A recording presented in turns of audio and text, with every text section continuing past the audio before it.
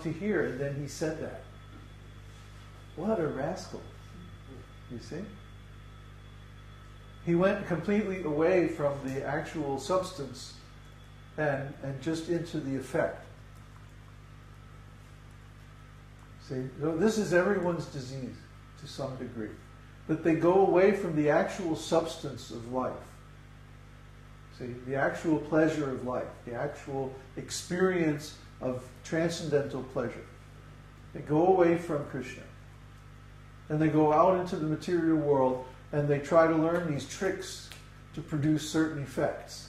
If I say this to this person in this way, then I'll get that. And some of them become quite good at it. But this is sociopathy. This is sociopathic behavior. This is screwed up, to use a technical term. All right? And people who do this are actually sick. They're actually insane. Okay? We all do it to some degree. But the actual process to getting pleasure that's actually reliable and real pleasure is completely different from that. It's to really get reliable, durable pleasure, we have to contribute something. We have to give something. We have to serve nicely. We have to contribute some value to other people's lives. Not just be facile imitators. But that's bogus. That's bogus. And if we accept people who are bogus, that only reinforces the problem. Sociopaths, almost all CEOs of major companies are sociopathic. They have the image, but not the substance of a leader. Today, almost all leadership is done by media. Oops, we're doing that right now. But we hope that we have some real substance. And that's why people come here and then they stay. So far we're batting about 80%.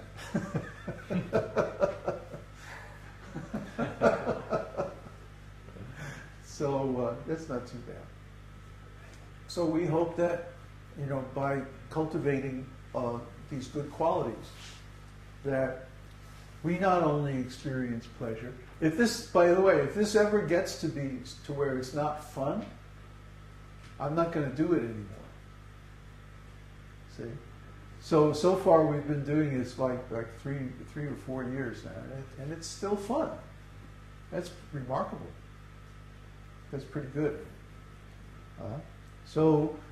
If we can keep engaged in this process nicely, it will stay fun. It will remain pleasurable. If it ever gets to the point where it's not fun, where it's a drag, where it's a burden, that means something is wrong. Seriously wrong. And we have to go back and overhaul the whole thing and find out what's wrong. But anyway, we got way away from the original question. Are there more questions? There is a whole discussion about Theo. He's saying that if I do this process, but somehow or other, because of 2012 and like that, I have to leave my body, then is there any guarantee that I will continue on this planet? Yeah, you have to. I will continue. You have to read Bhagavad-Gītā. It's like people get into all of these mental speculations before they've even read the basic literature on the subject. You have to read Bhagavad-Gītā. Otherwise, you don't even know what you're talking about. In Bhagavad-Gītā, Arjuna asks the exact same question, and Krishna answers it.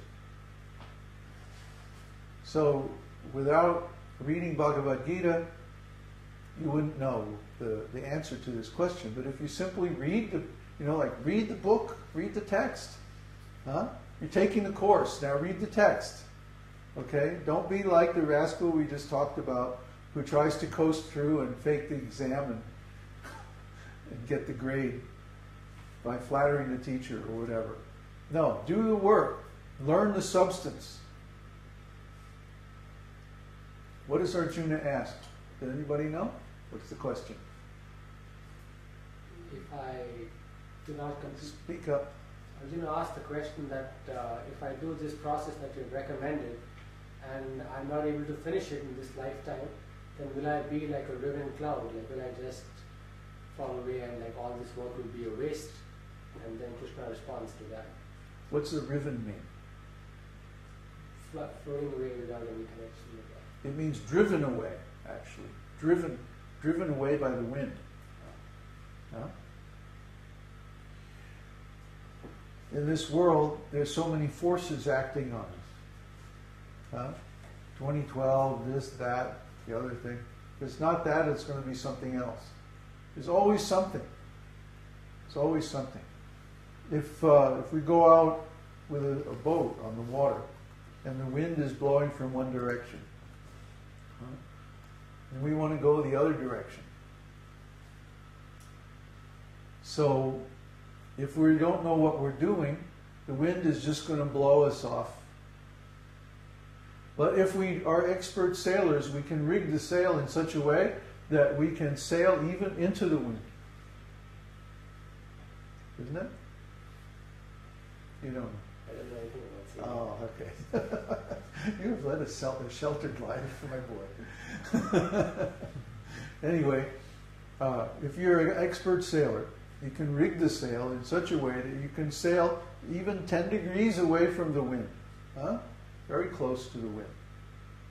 If you know. But if you don't know, then you simply get blown away. You see? So if you know this process, if you know this science, if you know how to make advancement in spiritual life, then this question wouldn't even come up. Because you would know that, Krishna says in Bhagavad-gītā, that if you make any small advancement, then in the next life, you retain that advancement. He says, my devotee is never vanquished. What does that mean? That means any progress that we make in this science, we retain indefinitely, eternally. So that we shouldn't be discouraged by any circumstances. Look at Arjuna.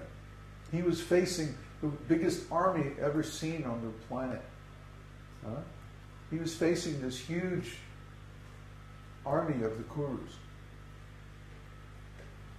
It was 50% larger than his army.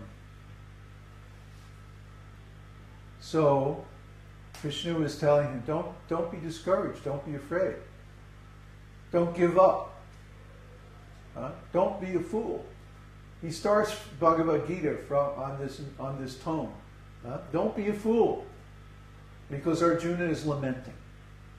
He's waffling, he's wavering. Well, maybe I shouldn't fight this battle, it's like, it's really nasty and inconvenient, and all my relatives are involved, and even my guru, and I can think of so many excuses why I shouldn't fight, blah, blah, blah, blah, blah, blah, blah. But he still can't solve his problem. So he says, okay, Krishna, you tell me what you think. I'll become your disciple. Now you tell me what to do. And first thing Krishna says is, you're a fool. Why? Because you're lamenting, you're wavering. You don't know what to do and what not to do. You're indecisive. You don't have knowledge. You haven't read the book. Here, I'm going to speak it. And then he speaks actually a very nice summary of all the Upanishads. Bhagavad-gītā is sometimes called Gita-upanishad because it is the summary of all the Upanishads, all the major issues. Why does Krishna speak on karma yoga and the science of the soul and transcendental knowledge and Sankhya and jnana and even meditation and so many things? Eightfold yoga path, Ashtanga.